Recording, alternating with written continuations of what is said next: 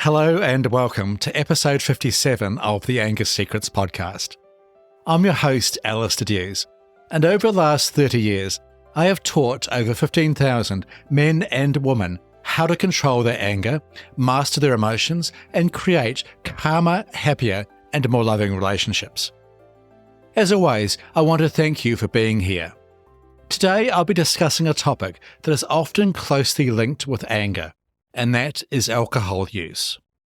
But before I do, I want to share a quick insight that I have gained from running anger management programs with over 15,000 men and women over the last 30 years. That insight is that when it comes to learning to control your anger, one of the hardest things you can do is to admit that you have a problem with anger. I have spoken to many men and women, for instance, over the last 30 years, who have done everything they could to deny their anger, even when it was obvious to everyone else around them that they had a problem. Now, if this is you, or if this has been you in the past, I want you to know that you are not alone. We are all in denial about some things in our life.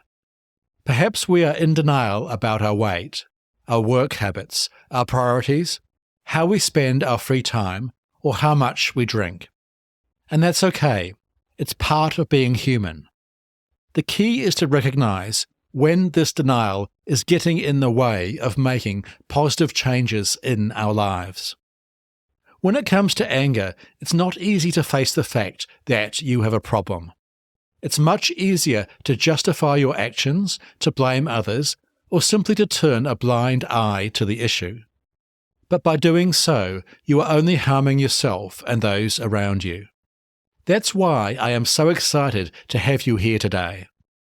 By admitting that you have an anger issue and seeking to address it, you are taking responsibility for your life and also taking the first step towards creating a calmer, happier, and more loving life. Of course, if you would like my help to control your anger, master your emotions, and create calmer, happier, and more loving relationships, then I would be only too happy to help you. Reach out to me via my website, angersecrets.com, or book a free 30-minute anger assessment call with me, and I'll guide you towards the simplest, quickest, and most effective way to create a calmer, happier, and more peaceful life. With that being said, let's dive into today's topic: the relationship between alcohol and anger. To start with, it's important to understand how alcohol affects you physically. Alcohol is a depressant, which means that it slows down your nervous system and can affect your brain function. This is why so many people feel more relaxed or social after drinking alcohol, because it has a sedative effect on your body. But while alcohol may initially make you feel better, it also intensifies negative emotions, such as anger, aggression, or irritability. This is because alcohol lowers your inhibitions, making it difficult for you to control your impulses or reactions. Additionally, alcohol affects the prefrontal cortex of your brain, which is responsible for decision-making, self-control, and emotional regulation. This means that when you are under the influence of alcohol, your ability to think clearly and control your emotions is impaired. Now, this doesn't mean that every person who drinks alcohol will become aggressive or angry, but it does mean that for someone who struggles with anger issues, alcohol can be a trigger for explosive outbursts and impulsive behavior. Now that you understand the impact of alcohol on your body, let's dive into how alcohol specifically relates to anger. As mentioned, one of the main ways alcohol can affect your anger is by lowering your inhibitions and increasing your impulsivity. This means that you may act on your anger much more quickly and aggressively than you would if you hadn't been drinking. As you may know, this can quickly lead to potentially harmful or regretful actions. In addition, alcohol can also distort your perception of a situation, making you more likely to misinterpret other people's actions or escalate conflict.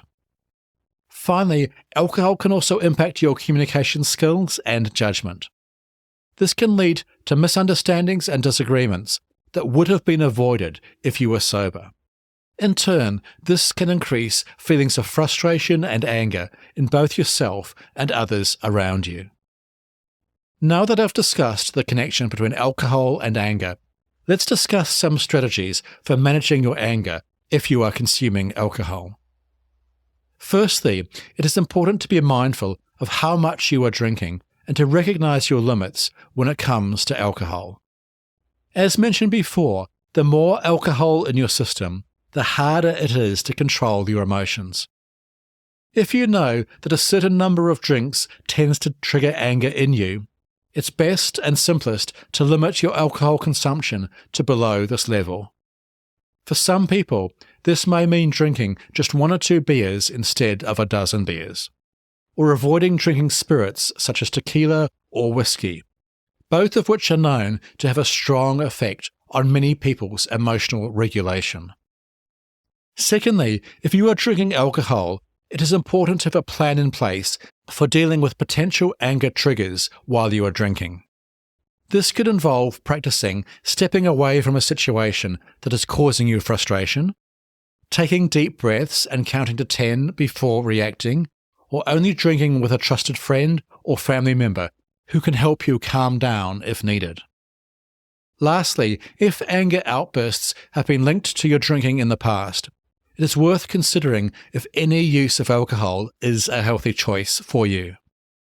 If you are thinking of giving up drinking altogether, and this is a good choice for some people, I suggest you reach out to a professional therapist who can support you in making this decision and creating a plan to help you stick with it.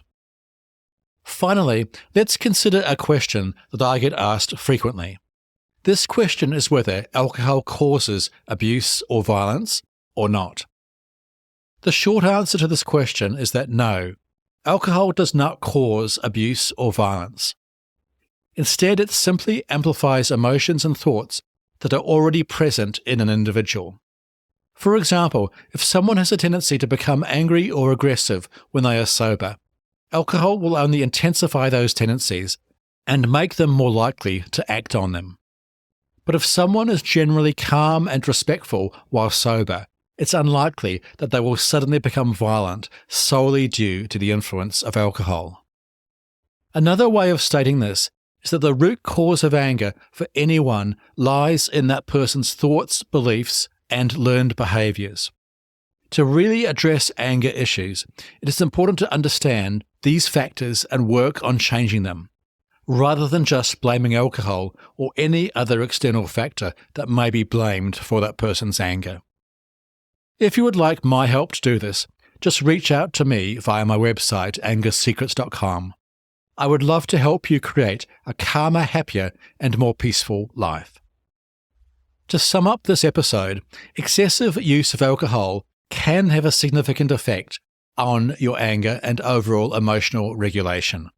It lowers inhibitions, impairs judgments, and intensifies negative emotions. However, it is not the root cause of your anger, abuse, or violence.